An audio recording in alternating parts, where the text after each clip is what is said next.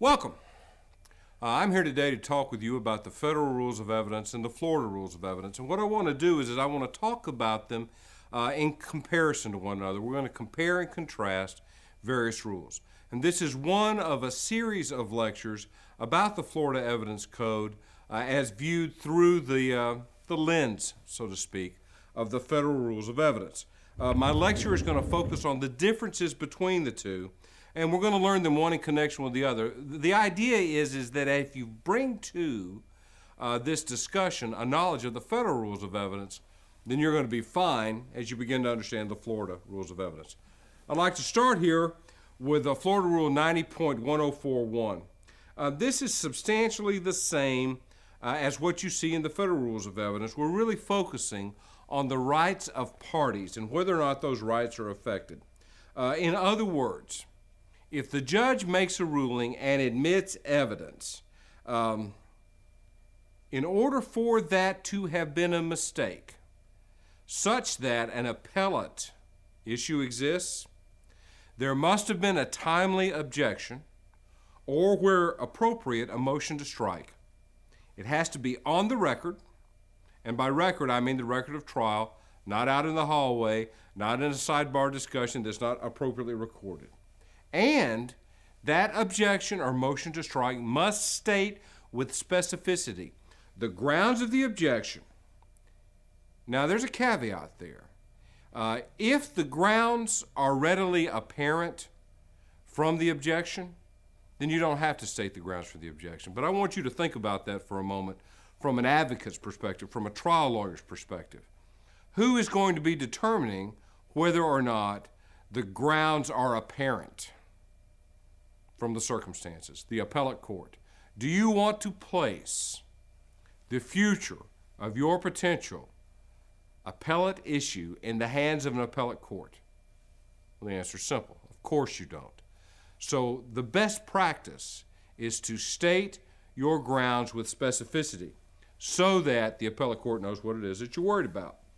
Now, harmless error exists in both the federal rules of evidence and the Florida state system. But there is a difference. Federal courts distinguish between constitutional error and non-constitutional error. Now, non-constitutional error is harmless as long as the court says it did not affect the verdict. So if I make a mistake on an evidentiary ruling in the federal court as the judge, and the appellate court looking at it goes, well, yeah, it was a mistake, that evidence shouldn't have come in, or he should have allowed that evidence to come in, as long as the appellate court can look into the trial and say, you know what, it wouldn't have affected the verdict anyway, because the evidence of guilt was overwhelming, in most instances, is what they're looking at. As long as they can say that, if it's a non-constitutional error, we're good to go. On the other hand,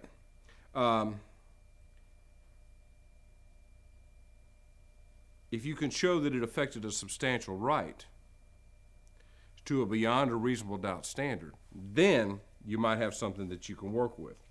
Now, in Florida, the same standard of review applies regardless of the type of error that we're dealing with. So once I raise the issue of the judge having made a mistake on an evidentiary ruling at trial, the burden is then placed on the state to prove beyond a reasonable doubt that the error complained of did not contribute to the verdict, or that there is no reasonable possibility that the error contributed to the conviction. If you can't say that the state has met this burden to a beyond a reasonable doubt standard, then in the state of Florida, the error is presumed to be harmful. What does this mean, practically speaking?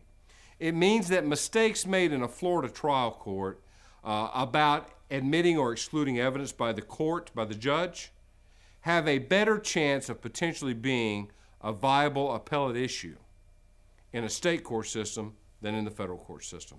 And that's a function of the Florida Evidentiary Code and the way in which Florida interacts with its trial judiciary. It also means that as a trial judge in the state of Florida, it's best if you focus carefully on these evidentiary issues and you properly understand them, because you're not going to get the same benefit of the doubt, so to speak, as a federal judge during appellate review. Now let's talk about preliminary questions for a moment. Preliminary questions are where the judge hears evidence so that they can make a determination as to whether or not a piece of evidence should be admitted at trial. And there is a slight difference between Florida and the federal court here. In the federal court, the judge is just not bound by the rules of evidence except for privileges.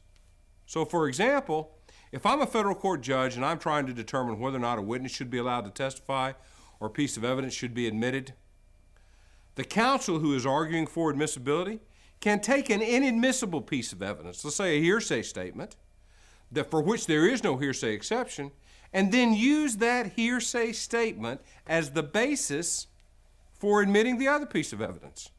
That's fine from a preliminary question standpoint in a federal court. Now that is not the case in the Florida Evidentiary Code. The trial court's discretion is limited. They have to use otherwise admissible evidence when answering preliminary questions, and that is a fundamental difference between the Florida Code and the federal code. You should remember the doctrine of completeness from your evidence courses in law school or from CLEs that you've attended. The doctrine of completeness sort of stands for the idea that if I have a statement made by a witness and I admit one side puts in part of the statement, then in fairness, the other side can require the introduction of other relevant parts of that statement in order to explain it, even if they had otherwise would not have, let's say, a hearsay exception to do so. The question is, in fairness, should this information be considered contemporaneously by the jury when they hear it? Now, the Florida Evidence Code parallels the federal rules of evidence in this regard, and both of them apply the doctrine of completeness. And you just need to remember that behind the scenes, what's really going on? Well, what's happening is we're trying to prevent the jury from being misled through the piecemeal introduction of evidence. Florida will even allow clearly inadmissible hearsay when the doctrine of completeness, the rule of completeness, is implicated. The federal courts are split on that issue, and the Supreme Court's never really taken it up. So that takes care of the 100 series in both the Federal Evidentiary Code and the Florida Evidentiary Code. Let's now look at matters for judicial notice.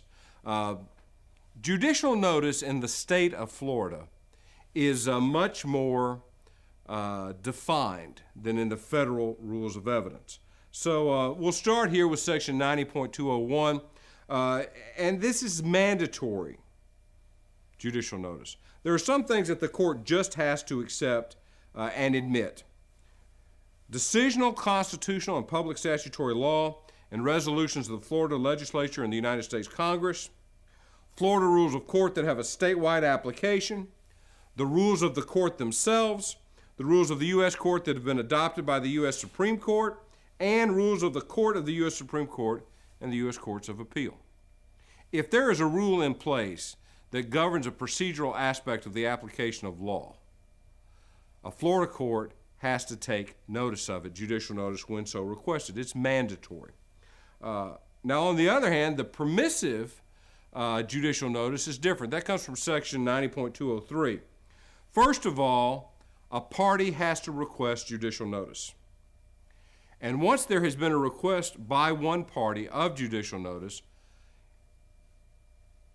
the adverse party has to have been told in writing that they intend to ask for it, and you've got to prove that with the court so that the adverse party has an opportunity to object or to meet the request if they so desire. The moving party, the party requesting judicial notice, still has a burden here.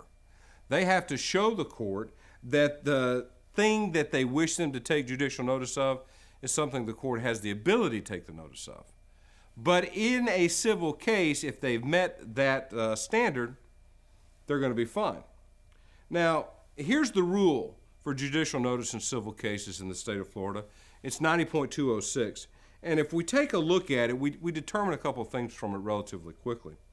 The first one is that it's the trial judge's discretion with both conclusive and permissive notice. Now, what do I mean by conclusive and permissive notice? Remember, this is in a civil court setting. If a judge takes conclusive notice of something, that can be used to establish that fact for purposes of the cause of action. Permissive notice, on the other hand, raises a rebuttable presumption.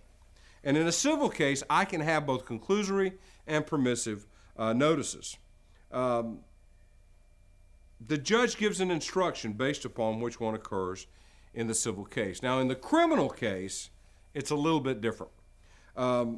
Notice is nothing more than the establishment of a prima facie case, the existence of a particular fact. It's always rebuttable. The opposing side can always present evidence. The jury has the ability to disregard judicial notice in a criminal case, and the defendant must be allowed to admit evidence to rebut. And this, in a criminal case, is exactly the same thing that we see reflected in the federal rules of evidence under FRE 201. It's an interesting connection. Why do you see more definition for civil cases from a permissive and conclusory notice perspective in the Florida Evidentiary Code? Because the Florida Evidentiary Code deals with those civil matters on a day-to-day basis at a much more intimate and local level than the federal courts do. And so it's necessary to create sufficient guidelines to allow that to happen. Presumptions, on the other hand, are even more different. Presumptions between the federal rules of evidence and the Florida Evidentiary Code apply in civil cases, and they're quite different between the two. So what is a presumption? Now, when I say presumption, I'm talking about the 300 series of rules in the federal rules of evidence and in the Florida Evidentiary Code. Now, an assumption is a procedural device. It makes certain decisions about the existence of a fact that have been found or established. So what can an assumption do for me as a trial lawyer? An assumption can shift the burden of going forward. Once I present a certain amount of evidence about a fact, the presumption pushes it into the level of existence such that the other side has to rebut it. Presumptions are really a way of describing weight logically given to evidence that's presented at trial. So if I have a fact that is uncontroverted at trial, the other side doesn't admit any evidence to rebut it, I can ask the judge to give a presumptive instruction on that fact after closing arguments. That's a powerful thing because that presumption creates an inference that the fact is true, that only disappears when alternative facts are presented. It allows us to narrow down the issues that are in controversy in a civil proceeding. I have them when I've got one set of facts. There's a really high probability that that set of facts exists. When I get contrary evidence to the presumption, that's when the presumption is in effect destroyed, and the burden of persuasion goes back to the party that has the burden of persuasion. So I can create presumptions as the party who has the burden of persuasion and reduce my persuasive requirement at trial, subject to rebuttable evidence coming in against those presumptions. I mean, presumptions are really nothing more than a discussion of logical inferences laid out in a way to guide the court so that effective instructions are given to the jury. The only time that a presumption is not rebuttable is if it's conclusive on a legal issue as opposed to a factual issue, and they only work in civil cases. Same is true in the federal rules of evidence. There are two types of rebuttable presumptions that we see at trial. One is the burden of production, and the other is the burden of proof. You can also refer to it as the burden of persuasion. The burden of production works like this. If I present enough evidence to make us think that something has occurred, in other words, to assume the existence of a fact, that presumption exists unless credible evidence is introduced that calls that fact into question. if I present evidence on one side that I think is uncontroverted, and then the other side presents evidence that makes the fact cut the other way, what I in effect have at that point is a question of fact for the jury.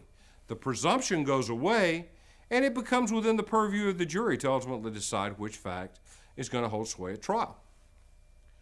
Now, burdens of proof, presumptions as to persuasion on burdens of proof are slightly different.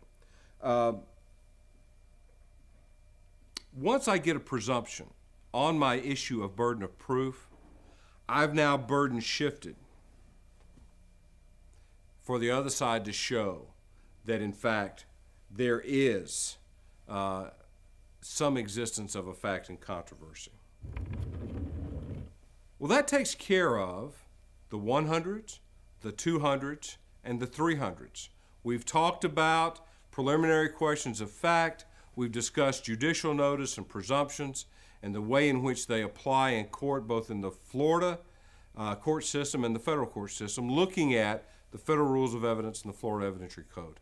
When I come back to you later on, we'll talk about relevancy and how relevancy works at both the federal and the state level. Till next time, I'll see you down the road.